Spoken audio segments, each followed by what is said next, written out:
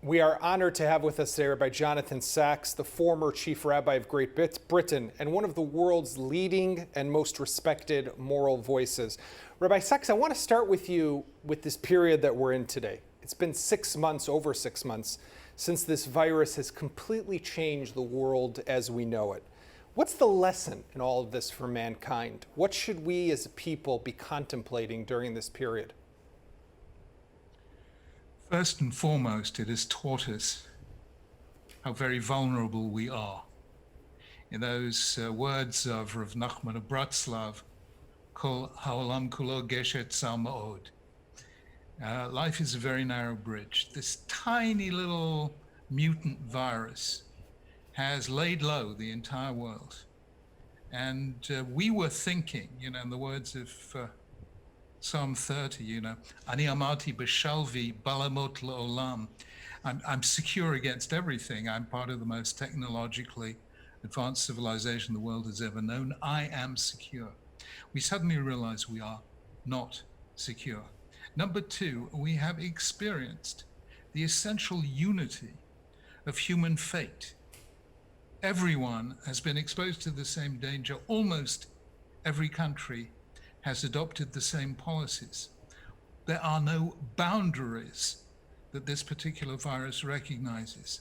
And therefore, this should lead us to a sense of the unity of the human condition. I'm not sure that it will, because I don't think our political leadership is necessarily up to it. But we should have seen how all humanity is one. And I think the third thing is,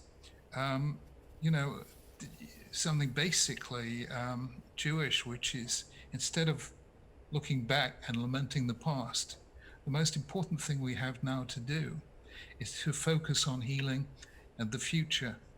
And I know that labs in Israel have been doing this. They have been in Oxford here in Britain. Right. We really have to, God has given us the ability to cure many and most diseases, and we now have to do it here. Rabbi, in your most recent book, Morality, Restoring the Common Good in Divided Times, which came out just recently, you make the case that society has undergone a cultural climate change. And tying into what you had just said, it's also about in which this change is where individualism has been eroded, right? Collective morality, or individualism has taken over and has eroded collective morality. How does this tie in also to what we're seeing right now? People care more about themselves. They care less about the collective. This is also part of what we're experiencing. 100%.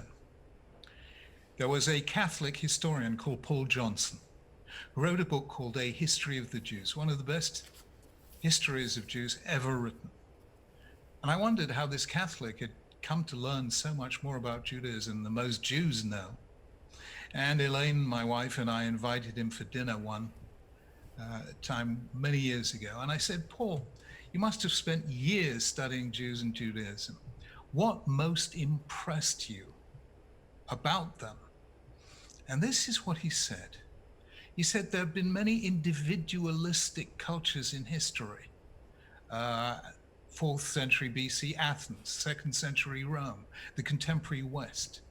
There have been many collectivist cultures in history, Soviet Union, Communist China. He said, I only know of one case that managed both at the same time, and that is Judaism. It teaches individual responsibility and collective responsibility. Now, that was the insight of a Catholic looking from the outside. Of course, what he was doing was giving a translation of Hillel's famous dictum, Im ein ani li mi li, if I'm not for me, who will be? But kishani la'atzmi me'ani, if I am only for myself, what am I? Western civilization was built for 4 centuries, the history of freedom, on a balance between the we and the I, the competitive I and the cooperative we. Mm-hmm. However, in the last 50 years, we've lost this. And you can actually see this in a brilliantly simple way. There is something called a Google Ngram.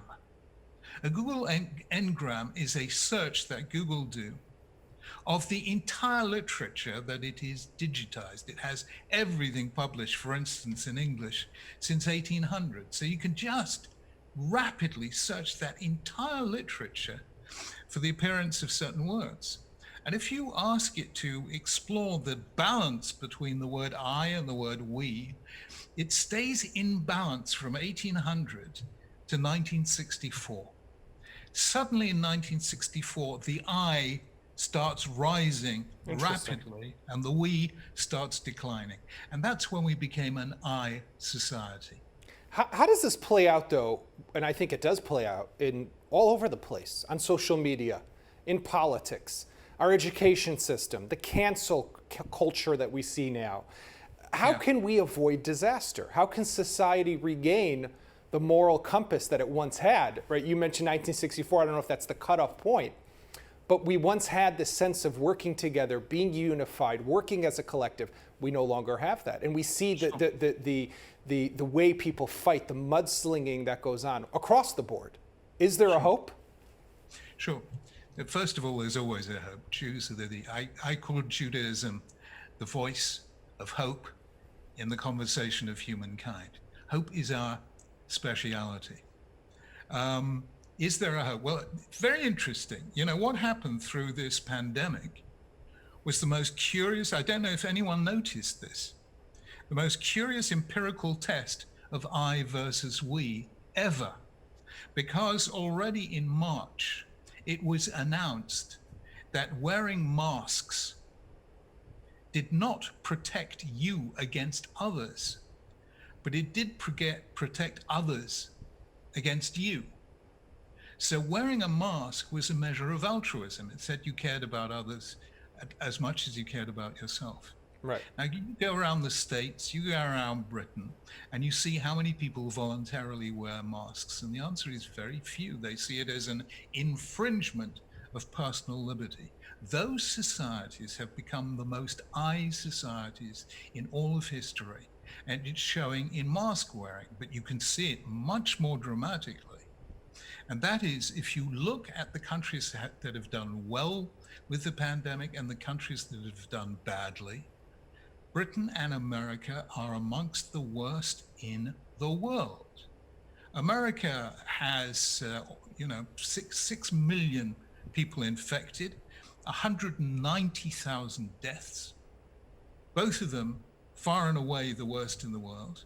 Secondly, Britain has one of the highest rates of deaths per million in the population, along with one of the highest economic falls, 21% drop in economics, which is the worst in Europe and almost the worst in the world. So these great civilizations, America, Britain, the countries that fought for and won freedom in the 20th century are now among the world's worst because they've forgotten the we.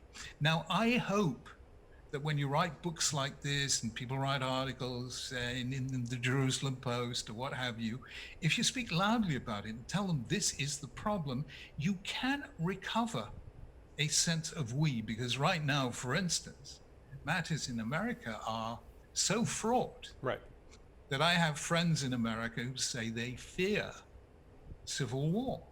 Well, let me ask you on that point, Rabbi Sacks, your thoughts specifically about the upcoming presidential election. The situation's on fire.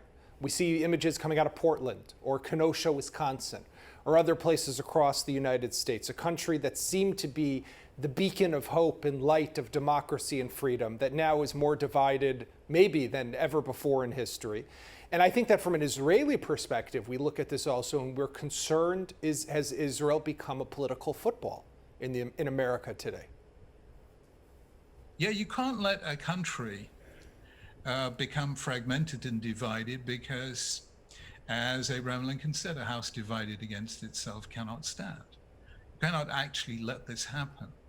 And it seems to me that America is the one country more than any other in the entire world who based its politics on Tanakh, on the Hebrew Bible. It has taken the concept of covenant, Brit, more seriously than any other country. Wasn't the only one in the 17th century, but it did. Right. The Mayflower Compact was a covenant. John Winthrop aboard the Arbella in 1630 was a covenant. You look through the American presidential inaugurals, they either talk about it or hint at a covenant, or they use some Jewish reference, like Clinton's second inaugural. We have come to the promised land, let us make it a land of new promise. What did Lincoln call the American people? The almost chosen people. They modeled their history on us. Right. And how did we, at the beginning of Jewish time, create a sense of unity? Number one, by having a story that we all share. That's the story we tell on Pesach. And even though we have 4 children, wise, wicked, simple, and can't ask, and they all read it differently, nonetheless, they're reading the same story. The first thing a nation has to do is have a story. Number 2, it has to have a day in the year when it tells that story and it celebrates being Jewish or being American the way we have on Pesach. And thirdly, it then has to empower young people to do something to build that society in accordance with our ideals. And no country, I think, right now does that as effectively as Israel. Through Tzahal, through Sherut Leumi, every young Israeli somehow serves the Jewish people. And that makes young Israelis more impressive than almost any young people I encounter. Well, so on that note, what I want to ask you is about Jewish peoplehood, which I know is a topic that's very close to your heart. You've spoken about and written about and worked for that for decades. But it seems that sadly today there is this maybe unprecedented divide between Jews of Israel and Jews of the diaspora. And one recent example of this was when the famous American actor Seth Rogen was quoted saying, "Israel makes no sense in today's world." What are your thoughts of this? Can we bridge that divide? Can we reach and impact the hearts of people like Seth Rogen? Or is that a lost cause today? Well, I'm sure Seth Rogen is a lovely human being. And I'm sure he's deeply wise. But I'm inclined to say, Seth, stick to the acting. Do something you know something about.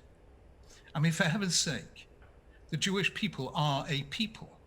We have a history that is twice as old as the history of Christianity, 3 times as old as the history of Islam. And if you want to feel that history, live that history, then you have to go to the land where our people was born and where in our living memory it was reborn. If it's not for the state of Israel and the land of Israel, what are we? Right. We are what? The discrete charm of the bourgeoisie. I mean, for heaven's sake, there has to be something more serious than flip attitudes from somebody in New York. Rabbi, we have 1 minute left, and I would be remiss if I didn't ask you, when this period of time of the month of Elul, the Jewish high holidays, what do you say to the millions of Jews around the world who will be celebrating these holidays of Rosh Hashanah, of Yom Kippur, of Sukkot, some of the most festive holidays in our Jewish calendar, in the confines of our homes, without synagogue, without family meals, without all of what these chagim usually bring to us? What message can you give them of inspiration, of hope in this time? Well, first of all, we are the most communal, perhaps, of all religions. So we've been hit hardest by this inability to be together. But Jews have been incredibly creative. We've done a lot of communicating by Zoom. It ain't all gloom if you've got Zoom. That's my position. And it's been great because what Zoom does is recreate something that's absolutely fundamental to Jewish life. You know, the buzzword of our time will be globalization. And for most people, it's the newest of the new. But in truth, since the destruction of the Second Temple, Jews have been scattered right across the world. And yet they saw themselves and were seen by others as one people. They were the world's first global people. And that's what we have to do right now. It will be a moment where we're going to have to celebrate Rosh Hashanah a little bit in the mind, not just in the flesh. Right. The Torah gives two descriptions of Rosh Hashanah.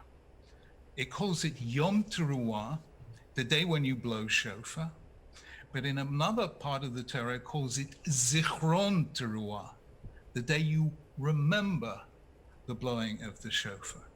And so if you are not able to hear the shofar, though I hope you will be able to, but if you're not able, do what you can to remember and think about the places where Jews have blown shofar in the past.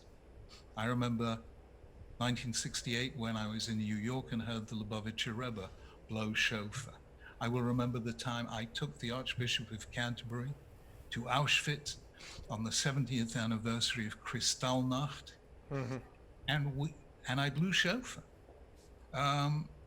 You know, you think of the refuseniks, you think of the Holocaust survivors. Right. Somehow or other, the shofar, where is a voice of penitence, by all means, it's a sound of tears, but it's also the sound of Jewish defiance. We have defied fate. That is what makes us the strongest people on earth, and it is what makes us so important to the rest of the earth. May I wish all your readers in the Jerusalem Post, all the members of the Kiev Jewish Forum, a special personal wish to Chief Rabbi Yaakov Bleich and to Klal Yisrael everywhere. I wish you all a Ketiva v'chatima tova. May it be a year of good, of blessing, of safety, and of health for us all. Rabbi Jonathan Sacks, it was a pleasure and honor to have you with us today. Thank you very much. Thank you. Okay. Rabbi, great. Thank you so much for being with us. We really appreciate it. And Gemar Chatima Tova, Ketiva Chatima Tova to you as well. Thank you. Thank you so much. Okay.